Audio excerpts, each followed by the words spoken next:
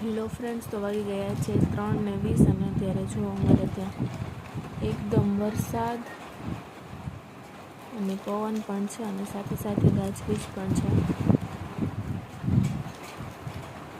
અત્યારે ફૂલ પવન ચાલુ થયો છે અને જો ગાજવીજ પણ સંભળાતા હોય છે. મસ્ત વેધર થઈ ગયું છે અત્યારે અને વરસાદ પણ ધીમે ધીમે વધવા લાગ્યો છે.